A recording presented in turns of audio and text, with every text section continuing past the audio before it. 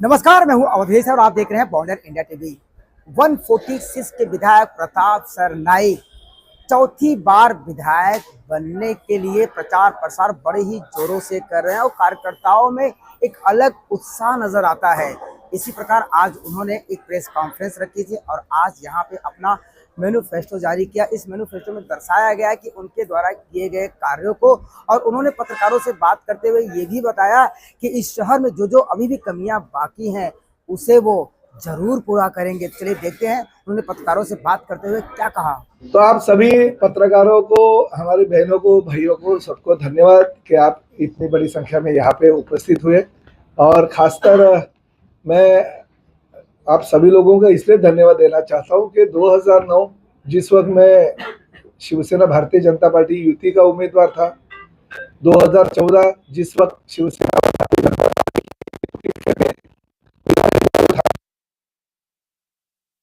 बार भेजा, तीसरी बार पूरे देश में मोदी जी की लहर थी और हमारे शिवसेना प्रमुख बाला साहब ठाकरे जी के विचार, ये जो जनता को पसंद थे, उनके माध्यम से 84,000 से ज़्यादा मार्जिन 84,008 वोटों से मैं जीत के आया।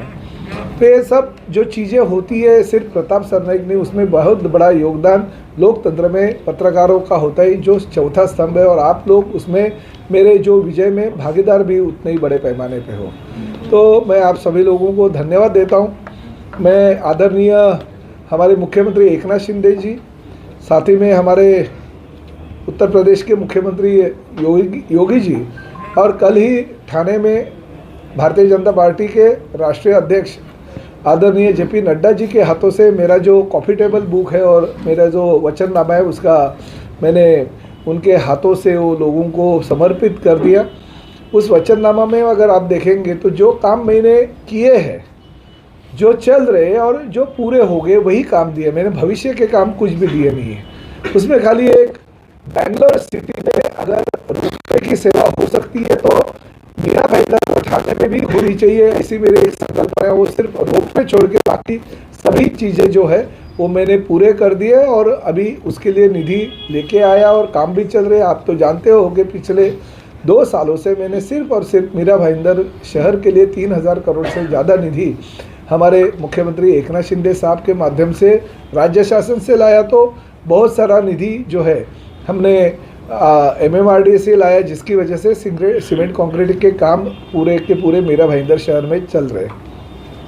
मैं श्रेय लेने की कोशिश नहीं करता हूँ, मुझे मगर अभिमान है कि मेरे ही कार्यकाल में सूर्या डैम का जो पानी का योजना थी, वो हमारे आदरणीय मुख्यमंत्री उस वक्त के देवेंद्र जी फडणवीस साहब, हम लोग पीछे पड़े और वो योजना मंजूर हो गई ताकि 218 MLD पानी ये हमारे मीरा भाईंदर शहर को मिल जाएंगे।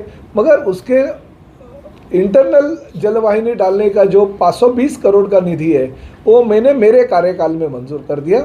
उस वक्त मुख्यमंत्री एकनाथ शिंदे जी थे और एकनाथ शिंदे जी के कार्यकाल में वो 520 करोड़ रुपए का काम मंजूर करके शहर में पूरे बड़े पैमाने पे वो जो इंटरनल पाइपलाइन घुमानी पड़ती है, उसका काम शुरू हो गया। तो अगले साल वो पानी वितरण व्यवस्था का काम पूरा हो जाएगा और लोगों को पानी मिलेगा। आपको पता है कि मेट्रो तो बहुत साल पहले हमारे देवेंद्र जी मुख्यमंत्री थे तभी मंजूर हो गया था, काम भी चल रहा था। मगर उस मेट्रो के बीच में कुछ टेक्निकल चीज़ें थी, तो मैंने उस वक्त के कमिश्नर राजीव और एडिशनल कमिश्नर सोनिया सिटी जी को बताया, जो विधिमंडल में मैंने आवाज़ भी उठाया था उसके बारे में, कि अगर नागपुर में मेट्रो का एलिवेटेड अगर ब्रिज हो सकता है, रास्ता हो सकता है, तो मीरा भाईंदर में भी होना चाहिए। और उस माध्यम से मीरा भाईंदर में एलिवेटेड ब्रिज हो गया और उसका लोकार्पण भी हो गया।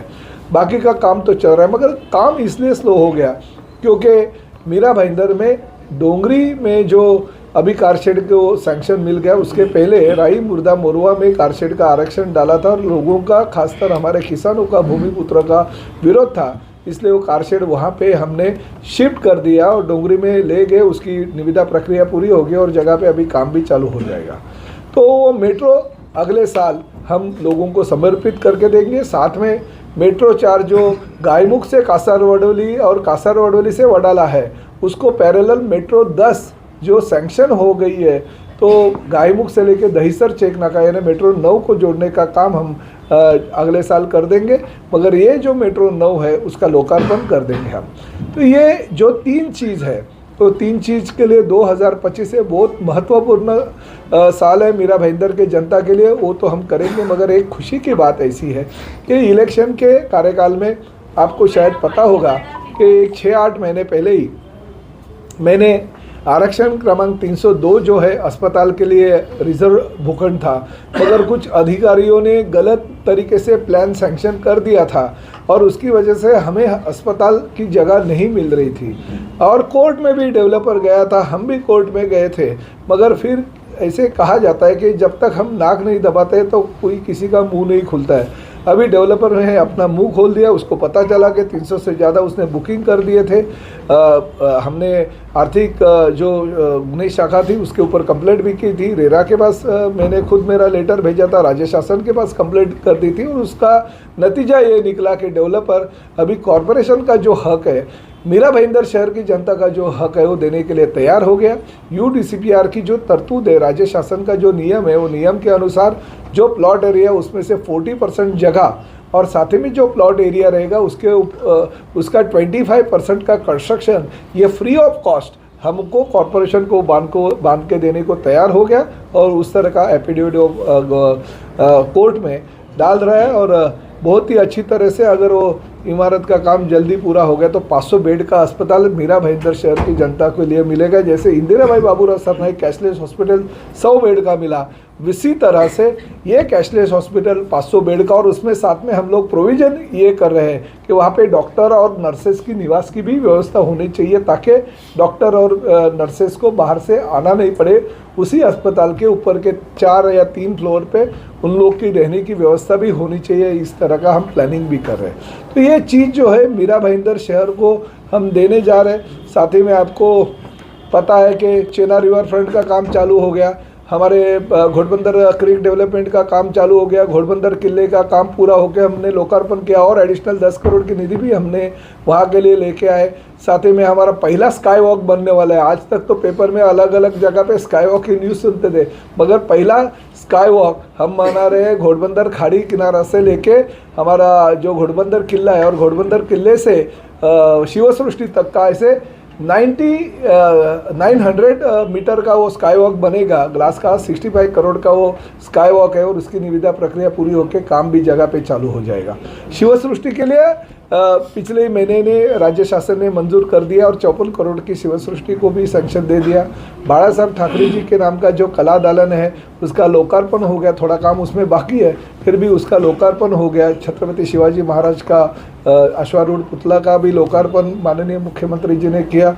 हमारे आनंद दिघे जी के नाम का जो मैदान है उसके बाजू का जो तालाब है वो तालाब का म्यूजिकल फाउंटेन बहुत ज़ोर शोर से चल रहा है, हज़ारों लोग वहाँ पे आके म्यूजिकल फाउंटेन का आनंद ले रहे हैं। तो जरीमारी तालाब के पास भी म्यूजिकल फाउंटेन का काम पूरा हो गया, वो भी लोग देखने आ रहे हैं। ऐसे बहुत सारे विकास के काम है, जैसे लता मंगेशकर के नाम का नाट्यगृह पूरा होकर लोकार्पण हो गया और इंदिराबाई बाबूराव सरनाईक जी के नाम का जो अस्पताल है 100 बेड का वो भी अभी बहुत ही अच्छी तरह से चल रहा है। लोगों को बहुत सुविधा उसके माध्यम से मिल रही है।